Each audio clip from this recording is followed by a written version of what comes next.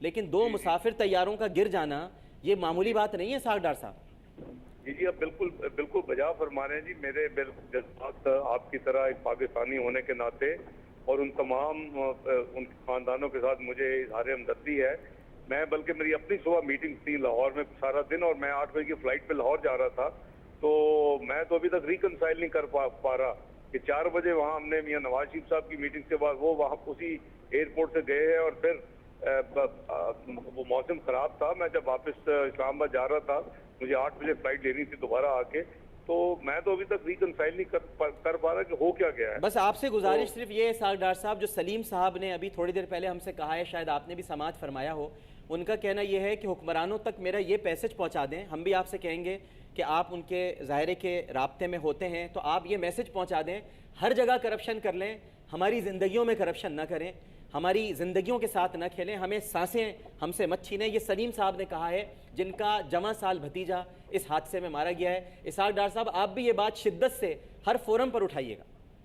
جی میں بالکل، میری آواز آپ کی آواز کے ساتھ بالکل بلند ہوگی، اور ابھی آنے والا جو اجلاس ہے چند دنوں میں سینٹ کا اجلاس ہو رہا ہے، میں اس میں بھی اس جذبات کی بھرپور نمائندگی کروں گا۔ بہت شکریہ آپ کا، بڑی مہربانی آپ کی، تھینک یو۔ بالکل شفاف انہوں نے تحقیقات کا مطالبہ کیا، اور یہ مطالبہ تو ہر کمیٹی بن جگہ جائے سے، گی، جی بالکل کمیٹی بن جائے گی، کمیشن 4-5 دن کمیٹیاں، ایک تو ہمارے یہاں جیسے خاندان میں محلوں میں کمیٹیاں ڈلتی ہیں نا، یہ بھی ایک کمیٹی ڈلتی ہے، کمیٹی ڈل جائے گی، بیٹھ جائے گی، کچھ دن تک اس کے اجلاس ہوں گے، پھر ایک رپورٹ بنا کے دے دیں گے، جب بلیک باکس ملے گا تب تعین کیا جائے گا کہ واقعہ کیا ہوا تھا۔ اچھا بلیک باکس کا جو تحقیقات ہوتی ہیں، بلیک باکس کی جو ساری رپورٹ آتی ہے، اسے آنے میں ہی 2 سال لگ جاتے ہیں، تو 2 سال میں تو لوگ سب بھول جائیں گے۔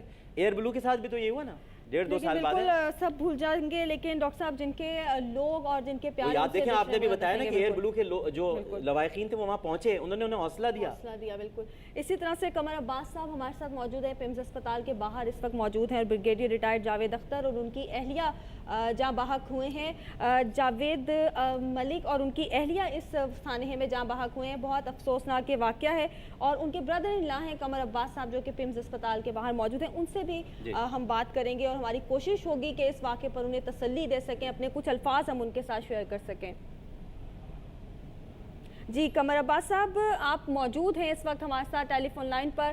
سب سے پہلے تو ہم آپ سے اظہار تعزیت کریں گے، اور ہماری کوشش ہے کہ ہم ہر اس شخص کو تسلی دے سکیں جو کہ براہ راست کسی نہ کسی طریقے سے اس سانحے میں متاثر ہوا ہے۔ ڈاکٹر صاحب ہمارے ساتھ موجود ہیں، آپ ان سے اگر بات کرنا چاہیں تو۔ جی السلام علیکم قمر عباس صاحب۔ جی بالکل، جی وعلیکم السلام۔ قمر عباس صاحب میں ظاہرے کے روایتی طور پر آپ سے یہ تو پوچھ نہیں سکتا کہ آپ کے کیسے مزاج ہیں، آپ کی طبیعت کیسی ہے۔ میں اندازہ ضرور کر سکتا ہوں جو اس وقت آپ کا عالم ہے، جو اس وقت آپ کی کیفیت ہے، اور سوائے تسلی کے 2 بول کے سوا ہمارے پاس کچھ نہیں ہے۔ ہم آپ کو صرف تسلی کے سوا کچھ نہیں دے سکتے، یا یہ کہہ سکتے ہیں آپ سے کہ حوصلہ رکھیے گا، ہم یہ بھی کہہ سکتے ہیں آپ سے کہ ثابت قدم رہیے گا، لیکن یہ کہنا تو بہت آسان ہوتا ہے، لیکن جس پر گزر رہی ہوتی ہے، جو اپنے اندر ٹھہراؤ پیدا کرنے کی کوشش کرتا ہے، یہ وہی جانتا ہے کہ وہ کیسے کرے گا۔ لیکن میں ایک حضرت علی کرم اللہ وجہہ کا ایک قول ضرور آپ کی نظر کرنا چاہوں گا کہ جو تکلیف تمہیں اللہ کے قریب کر دے وہ تکلیف نہیں ہے، آزمائش ہے، اور جو تکلیف تمہیں اللہ سے دور کر دے وہ تکلیف نہیں ہے بلکہ عذاب ہے۔ تو یقیناً اللہ تعالیٰ نے ہمیں اپنے قریب کیا ہے۔ ہم بندے تو بہت دور نکل گئے تھے قمر عباس صاحب، ہمارے یہاں تو بسوں سے اتار کر لوگوں کو شناخت پوچھ کے گولیاں ماری جا رہی ہیں۔ ہمارے یہاں آج کراچی میں بھی 12-13 لوگ پھر مار دیے گئے، 127 فوجی برف کے تودے تلے دبے ہوئے ہیں، روزانہ لاشیں ملتی ہیں، خودکش حملے ہو رہے ہیں، ایک دوسرے کو ہم نے انسان کہنا ہے کیا سوچئے تو سمجھنا ہی چھوڑ دیا ہے، ہم کفر کے فتوے لگاتے ہیں، ہم ایک دوسرے کو مارتے ہیں، اسکول بم سے اڑا دیتے ہیں، ہمارے اندر برداشت ختم ہوتی جا رہی ہے۔ اس کے بعد جب یہ سانحات ہمارے ساتھ ہوتے ہیں تو اللہ تعالیٰ کی یہ محبت ہے ہم سے کہ وہ پھر ہمیں اپنی طرف بلاتا ہے کہ دیکھو یہ وارننگز ہیں، یہ کچھ تمہیں میں انتباہی سگنلز دے رہا ہوں، میرے قریب ہو جاؤ، لیکن ہم پھر بھی دور رہتے ہیں قمر عباس صاحب۔ مگر آپ سے سننا چاہیں گے کہ اس حادثے اور اس واقعے کے بعد آپ نے اپنے حوصلے کو تو نہیں چھوڑا، اسے سنبھال کر رکھا ہے؟ جیسے آپ نے فرمایا کہ جو ہے نا وہ چاہنے والے ہیں، ان سے محبت رکھنے والے ہیں، اور وہی اصل دین کا احساسہ ہیں۔ اگر ان کی زندگی کو ہم فالو کر لیں تو سب سے بڑا ہی ہمارے لیے فلاح ہے. انہوں نے ہمیں صبر کی اور جو ہے نا وہ تلقین بھی کی ہے اور ہمارے لیے رول ماڈل بھی وہ ثابت ہوئے ہیں. تو آپ نے جس طرح فرمایا کہ یہ حادثہ تو اللہ تعالیٰ کی طرف سے ہے اور اس میں اللہ تعالیٰ کی ذات ہی جو ہے نا وہ بندے کو صبر دینے والی ہے. تو جس طریقے سے وہاں حسین آباد کے لوگوں نے جو ہے نا وہ خواتین، بچوں اور بوڑھے اور جوانوں نے اپنی ہیلپ کی ہے تو اس کی بھی مثال نہیں ہے. ہم اپنی عوام کی اس جو دکھ کی گھڑی ہے اس کے میں ان کے برابر شریک ہونے پر ان کے شکر گزار بھی ہیں. تو یہ جو سانحہ ہوا ہے یہ پوری قوم کے لیے ایک بہت عظیم سانحہ ہے. تو اس کا جو ہمارے بھائی تھے، ہماری سسٹر تھی، تو دونوں جو ہے نا اللہ تعالیٰ کو ہاں جو ہے نا چلے گئے ہیں اور ہمارے لیے بہت بڑا صدمے کی بات ہے. اور آپ جیسا کہ بھائی جانتے ہیں کہ ایک بریگیڈیئر بننے میں انسان کی آدھی سے زیادہ لائف گزر جاتی ہے اور وہاں پہنچتے پہنچتے کوئی لکی بندہ پہنچ سکتا ہے. اور ایک شخص کا وہ نقصان نہیں ہوتا، ایک کنبے قبیلے کا نہیں ہوتا، بلکہ ایک ملک کا بہت بڑا المیہ ہوتا ہے. جس کی اتنی بڑی پوزیشن والا بندہ فوت آ جائے تو وہ کنبہ قبیلہ بھی ختم ہو جاتا ہے اور ملک کا بھی بہت بڑا نقصان ہوتا ہے. تو بھائی جان بات یہ ہے کہ ہم اس مرحلے پر اپنی قوم کے جو ادھر میں نے دیکھا کہ زمرد خان صاحب بھی لوگ ابھی آپ فرما رہے تھے، آپ کے ساتھ اسحاق ڈار صاحب جو ہے نا ان سے بات کر رہے تھے. تو میں آپ سے بھی گزارش کروں گا میڈیا کی توسط سے کہ یہاں پہ سیاست نہ چمکائی جائے. یہاں پہ ہمیں نون لیگ کا کوئی بندہ نظر نہیں آیا. یہ تو صرف باتیں کرتے ہیں ٹیلی فون پہ اور اسٹیٹمنٹیں جاری کرتے ہیں.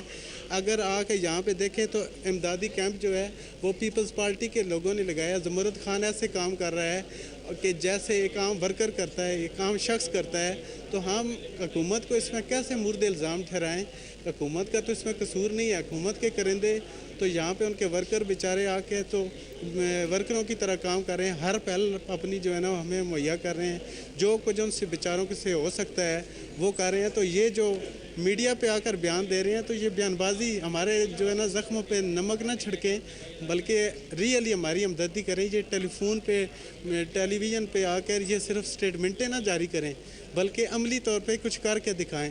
یہ تو وہ لوگ ہیں کہ جو جنازوں میں بھی شریک ہونے کے لیے نہیں جاتے. آپ صحیح فرما رہے ہیں کہ یہ بالکل اس وقت سیاست کا یعنی کوئی پوائنٹ سکورنگ نہ کرے آ کر. ظاہر ہے صحیح کہہ رہے ہیں آپ قمر عباس صاحب. جو اس وقت آپ کے جذبات ہیں وہ تو کسی کے بھی نہیں ہو سکتے. جو آپ بہتر سمجھ رہے ہیں، جو آپ جس پوزیشن پر ہیں وہ تو کوئی بھی نہیں ہے ادھر. آپ صحیح کہہ رہے ہیں. نہیں، میں یہ آپ کو بتا رہا ہوں کہ ہزار خرامیاں ہوں گی اس حکومت میں بھی سمجھتا ہوں. میرا پیشہ بھی ایسا ہے، میں سمجھتا ہوں سب کچھ. لیکن ایک بات یہ ہے کہ عملی طور پہ آ کے پمس میں دیکھیں، ہاسپٹلوں میں دیکھیں کہ کون سے لوگ جو ہے نا آ کے ادھر. نہیں زمرد خان صاحب کو تو میں بھی بہت اچھی طرح جانتا ہوں. وہ شروع سے ہمیں میرے کولیگ بھی رہے ہیں اسمبلی میں. اور زمرد خان صاحب تو خود بڑے خدا ترس انسان ہیں. مجھے اندازہ ہے کہ وہ کس طرح سے وہاں کام کر رہے ہوں گے. آپ درست فرما رہے ہیں. اور جاوید اختر ملک صاحب جو ہے نا علاقہ میں آپ سے گزارش کروں گی، بریگیڈیئر جاوید اختر ملک صاحب چونترا کی علاقے کے رہنے والے تھے. NA52 کے بندے تھے اور ہمارے MNA صاحب کی طرف سے کوئی سٹیٹمنٹ نہیں آئی ہے، کوئی کچھ بھی نہیں ہے. وہ جو ہے نا بس روایتی ایک بیان دے دیتے ہیں. حالانکہ ان کا سب سے زیادہ حق بنتا تھا اس ہاسپیٹل میں. ان کو ہونا چاہیے تھا کہ یہ ہمارے علاقے کا ایک فخر تھا.